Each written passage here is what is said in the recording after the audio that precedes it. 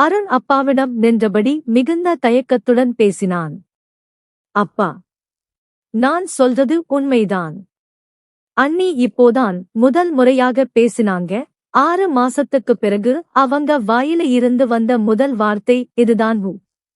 அப்பா ஆச்சரியத்துடன் கேட்டார். நிஜமாவா சொல்ற? உங்க அம்மாவுக்கு இந்த விஷயம் தெரியுமா? இல்லப்பா, சொல்லல. சொல்ல வேண்டாம்னு அண்ணி சொன்னாங்க. அண்ணன் செத்து 6 மாசத்துக்குப் பின் உங்க அண்ணி பேசுற முதல் வார்த்தையே இதுதான். அவங்க சொன்னதை மட்டும் நான் செய்யணும்னு. அப்பா சிறிது நேரம் யோசித்தார். இந்த விஷயம் அம்மாவுக்கு தெரிஞ்சதுன்னா அம்மாவை நான் பார்த்துக்கிறேன். எங்க போறீங்கன்னு கேட்டா என்ன சொல்லது? அண்ணியோட பிறந்த வீட்டுக்கு போறேன்னு சொல்றேன். அண்ணன் செத்த பிறகு எவ்வளவோ முறை யாரோ கேட்டும் தன் பிறந்த வீட்டுக்கு போக விரும்பாத அண்ணி இப்ப போகிறேன்னு நாம சொல்வது அம்மாவை நம்ப வைக்குமா? அண்ணி ஏதாவது பேசமாட்டாளா என இவ்வளவு நாள் உன் அம்மாதான் காத்து கொண்டிருந்தாள். அதனால நிச்சயமா நம்பி விடுவாள். சந்தோஷம்தான் படுவாள். நீ அண்ணியோட கிளம்புற வழியைப் பாரு. அவள் மனசு மாற நிறைய வாய்ப்பு இருக்கு. அதை மாத்தும் சக்தி உன்னிடம்தான் இருக்கு. அருண் தலையை தாழ்த்தினான். எனக்கு பயமா இருக்குது பாயூத். பயப்படாத. அவளே ஒரு முடிவுக்கு வந்த பின் நாம் அதை மாற்ற விரும்பல. ஏற்காடுக்கு 2 நாள் போறதுக்கு டிக்கெட் எடுக்கிறதுக்கு மட்டும் ஏற்பாடு செய் என அப்பா சொல்லிட்டு போய்விட்டார். அவர் மீண்டும் ஏற்காடு பெயரைச் சொன்னபொழுது அருணின் மனம் முழுக்க பீதி பிறவியது. அண்ணனும் அண்ணியும் தேனிலவுக்காக ஏற்காடுக்கு போய்விட்டு அண்ணி மட்டும் விதவையாக திரும்பச் செய்த இடம் ஏற்காடு. அண்ணி நிறைய படித்தவள், அழகானவள், அதிகம் பேச மாட்டாள். அதுவும் அண்ணன் இறந்த பிறகு பேசவே இல்லை. 6 மாதத்துக்குப் பின் அவள் பேசிய முதல் வார்த்தையே இதுதான். எனக்கு ஓர் உதவி செய்வியா ராகவ் என்று சொன்னபோது நம்ப முடியாமல் அவள் முகத்தையே பார்த்தான் அருண். என்னைய ஏற்காடுக்கு கூட்டிட்டு போவியா? பதில் சொல்லவில்லை. அந்த நேரத்தில் மறுபேச்சு பேசும் நிலையில் அவன் இல்லை.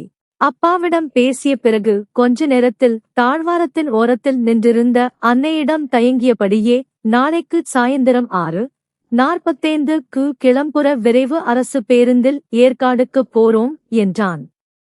பேருந்து திருச்சியில் நின்றபோது அதிகாலை 2 மணி.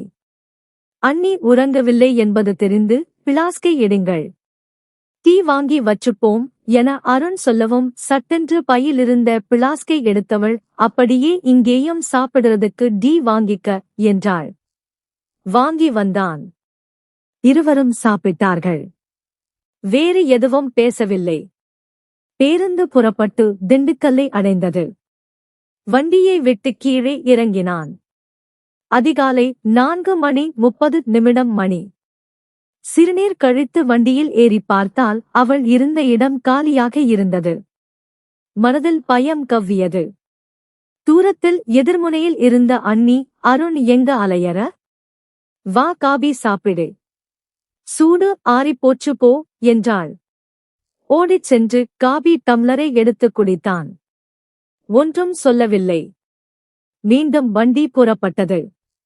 அதிகாலை 5:30 மணிக்கு வத்தலகுண்டை தாண்டி மலை மீது பயணப்பட்ட பேருந்து வளைந்து நெளிந்து உயர்ந்தும் தாழ்ந்தும் 8 மணி வாக்கில் ஏற்காட்டை அடைந்தது. வீசிய காற்றில் நீர்த்துளிகள் கலந்திருந்தன. திசைகளை யூகிக்க முடியாத மந்தகாசன நிலை. ஒரு பக்கம் தாழ்ந்து எதிர்ப்புறம் மிக உயர்ந்து ஆங்காங்கே முடிச்சாய் வீடுகள்.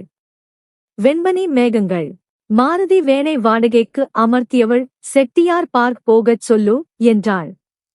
பார்க்கின் அருகில் இருந்த விடுதியை அடைந்து வண்டியை விட்டு கீழே இறங்கும்போது ஊரைச் சுற்றிப் பார்க்கணும். நீயும் வரியா?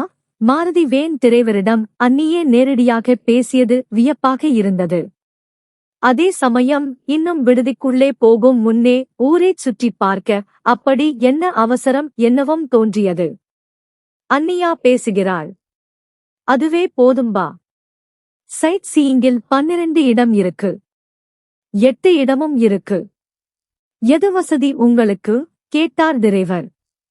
8 இடத்தில் தற்கொலை பாறை வருகிறதா? ஆம், வருது மேடம் ஹியூட். சரி, போயிட்டு 11 மணிக்கு வா. நாங்க குளிச்சிட்டு தயாராக இருக்கிறோம் என்றாள் அண்ணி. டிரைவர், மறந்திராதே 11 மணி என்று சொல்லிவிட்டு கிளம்பிவிட்டார்.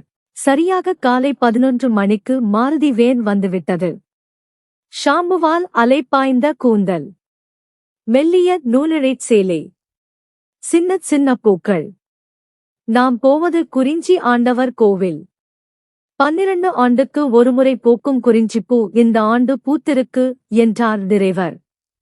டிரைவருக்கு பின் சீட்டில் என் அருகே அமர்ந்திருந்தவள் தன் பக்கத்தில் வைத்திருந்த கைப்பையை எடுத்து மடியில் வைத்துக் கொண்டாள். சேலை முந்தானையை கொசுவி இறுக்கினாள். உன் அண்ணனுடன் இங்கே வந்த பொழுது இந்தச் சேலையைத்தான் கட்டியிருந்தேன். இப்போ நாம போகிற இடத்துக்குத்தான் முதலாக வந்தோம். குறிஞ்சி மலர் பார்க்கணும்னு அவர் ஆசைப்பட்டார். ஆனால் முடியவில்லை. பார்க்கத்தான் பூ அழகாக இருக்கே தவிர எந்த வாசமும் இருக்காது. இப்போ பூத்திருக்கலாம் என்றாள் சிரிப்புடன். அருண் பதில் எதுவுமே சொல்லவில்லை. கோவிலுக்கு முன் நின்றது வண்டி. நீ போயிட்டு வா, நான் உள்ள வரல என்றாள் ஷூட். ஏன்? போன தடவை அவரோட வந்தப்பவும் உள்ள போகல. வெளியே இதோ எதிர்க்கடையில் உட்கார்ந்து மெதுவடை சாப்பிட்டோம் என்றாள். சரி வாங்க, மெதுவடையே சாப்பிடலாம் என்றான் அருண். ராகவ், வேணாம். உங்களை நான் தனியா விட மனசு இல்லை. நானும் உள்ள போகல. வாங்க சாப்பிடலாம் என வடையே சாப்பிட்டார்கள். இதழ்களை பிரிக்காத சிரிப்பு. இதற்கு முன் இந்தச் சிரிப்பை அருண் பார்த்ததில்லை. இதுவரை யாரிடனும் ஒன்றுமே பேசாத அவளிடம் இதோ தன்னிடம் பேசிக் கொண்டிருப்பதே ஒரு பெரிய விஷயமாக இருந்தது. இந்தச் சிரிப்பு பெரிய மாற்றம்தான். வா கிளம்பலாம். வண்டி புறப்பட்டு பள்ளத்தில் இறங்கி திரும்பிய பொழுது செட்டியார் பார்க் வந்துவிட்டது. செட்டியார் பார்க்கும் டூரிஸ்ட் பார்த்தான் மேடம். நாம் பார்க்கிற இடங்களில் 2வது இடம் என்றார் டிரைவர். வேண்டாம், நேரம் கிடைக்கிற போது நடந்து வந்து பார்த்து கொள்ளலாம். அடுத்த இடத்துக்கு போங்க டிரைவர் என்றாள். சட்டென உரிமை அந்த மேட்டை தாண்டியது. அவளைப் பார்த்தான் அருண். பக்கவாட்டு கண்ணாடியை திறந்து தூரத்தில் தெரிந்த மலை உச்சிகளைப் பார்த்தபடி வியந்தாள். வண்டியின் 12 நிமிட ஓட்டத்துக்கு பின் கோக்கஸ் வாக் வந்தது. அதோ மேலே இருக்கிற அறையிலிருந்து தொலைநோக்கி கருவி மூலம் பார்த்தால் வைகை அணையும் பெரிய குளமும் தெரியும்.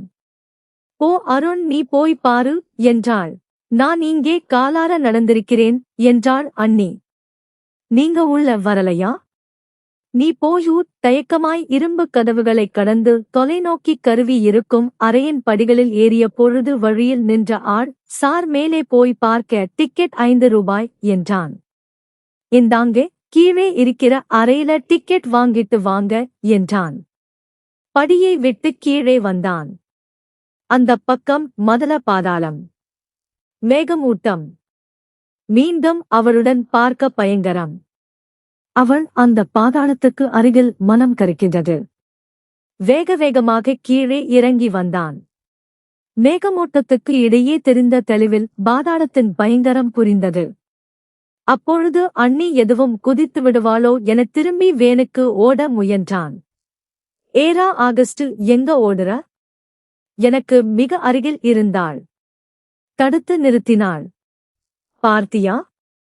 இதுநாள் வரை மேகத்தை அண்ணாந்து தானே பார்த்தோம். நம்மோ இப்ப இந்த பழக்கத்தை பாரு. கீழ குனிஞ்சுதான் மேகத்தை பார்க்கிறோம் என்றாள். சிரிப்பு வந்தது. சிரிக்க முயன்றான். ஆனால் முடியவில்லை. அவளுடன் இருக்கும் அந்த நேரத்தில் சிரிப்பு வரவில்லை. என்ன அருண், நீ உம்முனே இருக்க. முன்பு அவரோட வந்தப்போ இந்த பக்கமெல்லாம் கம்பி வலை போடல. ரொம்ப கிட்ட போய் பார்த்தேன். த்ரில்லிங்கா இருந்துச்சு.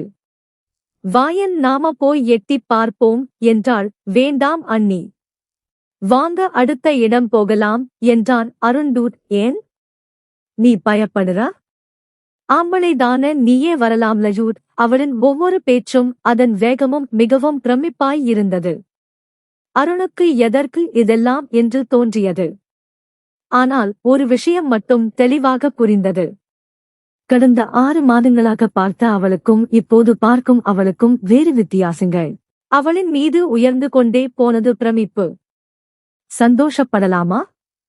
முடியுமா? அருண் வா. பில்லர்ஸ் ராக் போவோம். ரொம்ப நல்ல இடம். பார்த்துட்டே இருக்கலாம் என்றாள். கோல்ஃப் மைதானம் பச்சை மரகதமாய் விரிந்து படர்ந்திருக்க பில்லர் ராக்ஸ் வந்தது. சார் கம்பிக்கு அந்த பக்கம் போகாதீங்க, மேகமூட்டம் அதிகமாயிருக்கு. எட்டி இருந்தே பார்த்துவிடலாம். நல்லாகத் தெரியும். இந்த பில்லர்ஸ் ராக்கு அந்த பக்கம்தான் கமலஹாசனோட அபிராமி படம் எடுத்தாங்க என்றார் டிரைவர். அபிராமி இல்ல டிரைவர். குணா என்றான் அருண். டாக்ஸ் வியூ துல்லியமாகத் தெரியவில்லை இல்லையே என்றாள். டீ சாப்பிடலாமா என்றான் அருண். போய் பார்த்துவிட்டு வந்து சாப்பிடலாமே. வா என ஏறக்குறைய கையை பிடித்து இழுக்காத குறையாக அழைத்துச் சென்றாள் அண்ணி. ஆவலாய் அதிசயமாய் பார்த்தபடியே இருந்தாள். கண்களில் நீர் துளித்திருக்குமா? இல்லை. புன்னகைதான் பூத்திருந்தது. அவளை பாதுகாக்கிற தோரணை அருணை வியாபித்திருந்தது. போகலாம் அருண்.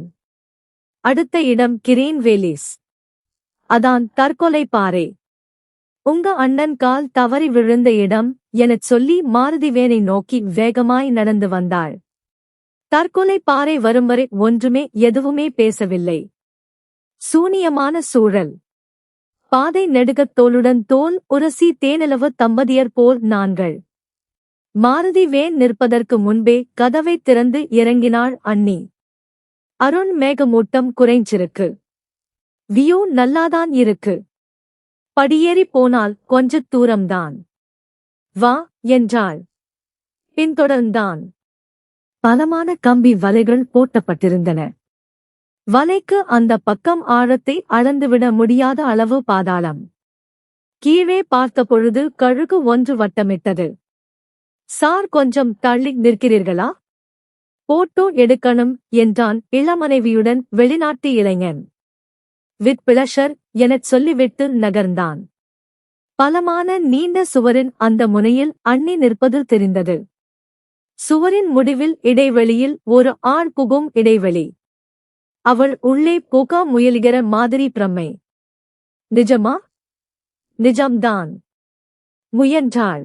ஓடிச் சென்று அவள் கையை பிடித்து இழுத்து வெளியே தள்ளினான். என்ன காரியம் செய்ய இருந்தீங்க? இதுக்காகவா இந்த இடத்துக்கு என்னை அழைச்சிட்டு வந்தீங்க? போதும் அண்ணி போதும். நீங்கள் நடத்திய நாடகம் இன்று வெளிச்சத்துக்கு வந்துவிட்டது. இதுநாள் வரை பேசாமல் இருந்துவிட்டு நீங்கள் செய்த சூழ்ச்சி எல்லாம் போதும் என்றான். என்ன அருண்? நான் விழுந்துடுவேன்னு பயந்துட்டியா? கீழா பாரு. கர்சிப் விழுந்துட்டது. எடுத்தேன். விழற அளவுக்கு நான் கோலையெல்லாம் இல்லை. நினைத்திருந்தால் வீட்டிலேயே தற்கொலை செய்து என்னால் முடியும். என்னைச் சுற்றி ஒரு வளையத்தை போட்டுக்கிட்டு நிற்காமல் வெளியேயும் பரந்த உலகம் இருப்பதை பார்க்கத்தான் வந்தேன். அவர் இல்லாமலும் என்னால் சந்தோஷமாய் இருக்க முடியுது. அவரோடு இருந்த சில நாட்கள் பற்றி மீண்டும் மீண்டும் நினைத்து புழுங்காமல் தனியாக வந்த அதே இடம் இன்னும் இனிமையாகத்தான் இருக்கிறது. அந்த மாதிரி இருக்க முடியுமான்னு பார்க்கத்தான் மீண்டும் ஒரு தரம் அதே இடத்துக்கு வந்தேன். இப்ப என்னால முடியுது. என்னால முடியும் என்கிற நம்பிக்கையும் இருக்கு. வா டீ சாப்பிடலாம் என்றாள். சுட்ட சாளம் சாப்பிடுவீங்களா அண்ணி? வாங்கித்தான் சாப்பிடுகிறேன் என்றான் அருண். நண்பர்களே, நாம் அன்பு செலுத்தும் ஒருவர் நம்முடன் இல்லாவிட்டாலும் அவருடனான வாழ்ந்த நாட்களை நினைத்துக்கொண்டு அடுத்த கட்ட வாழ்க்கையை நோக்கி நகர்ந்து கொண்டுதான் போக வேண்டும். நன்றி. இந்த கதை பிடிச்சிருந்ததுன்னா மறக்காம லைக் பண்ணுங்க. நம்ம சேனலை சப்ஸ்கிரைப் பண்ணி உங்களோட ஆதரவு கொடுங்க. மீண்டும் நாளை வேறொரு கதையில் சந்திக்கலாம். நன்றி.